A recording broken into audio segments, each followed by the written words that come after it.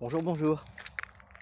Je vais vous parler des odeurs et j'ai un exemple pour vous faire comprendre qu'une odeur à la base n'est foncièrement ni bonne ni mauvaise. C'est l'exemple des nez, le métier, le nez. C'est ces personnes qui travaillent leur odorat pour devenir par exemple parfumeurs. Il y en a de moins en moins maintenant, mais à l'époque, dans le passé, on ne fabriquait pas un parfum sans avoir un nez, sans avoir développé, travaillé son nez.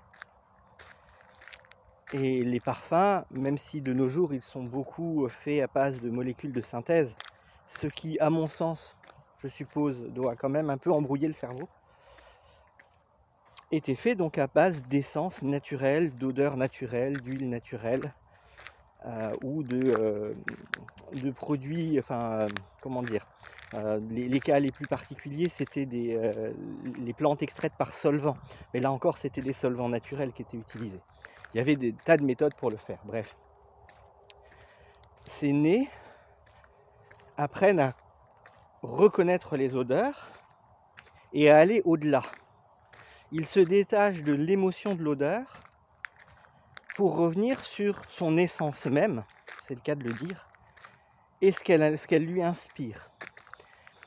Et en fait, quand on développe ces capacités-là, on va avoir la possibilité d'associer des odeurs qui, peut-être, pour la majorité des gens, seront très désagréables prises séparément, et associées vont peut-être donner un parfum extraordinaire qui va beaucoup plaire et qui va plaire peut-être même à cette grande majorité qui avait détesté les odeurs séparément. Ils ne s'arrêtent pas à l'émotion véhiculée par l'odeur, puisque l'émotion leur est propre. S'ils travaillaient sur les émotions que véhiculent ces odeurs-là, ils ne pourraient pas créer quelque chose qui plaise au plus grand nombre. Ils ne pourraient pas créer quelque chose de nouveau. Que ces émotions soient positives ou négatives, étant donné qu'elles leur sont propres, quelqu'un d'autre, ne les percevant pas de la même manière, ne recevra pas l'information de la même manière. Et donc, voilà, ces métiers-là, ces capacités-là sont développées pour se détacher, même si c'est pas comme ça que c'est enseigné, mais concrètement c'est ce qui est fait. On se détache de l'émotion qui est véhiculée par l'information de l'odeur pour pouvoir en faire quelque chose d'autre.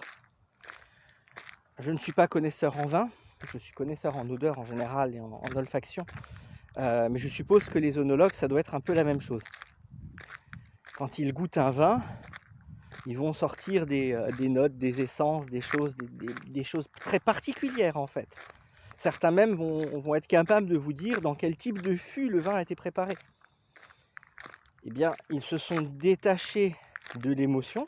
D'ailleurs, souvent quand on les voit boire, ils ne prennent pas forcément le plaisir que d'autres vont prendre à avaler un verre de vin. D'ailleurs, souvent, ils vont même le recracher. Bon, pour différentes raisons, mais effectivement parce que donc, le but n'est pas non plus d'associer ces odeurs, ces goûts, spécifiquement à une émotion, mais à quelque chose de technique, de concret, de neutre.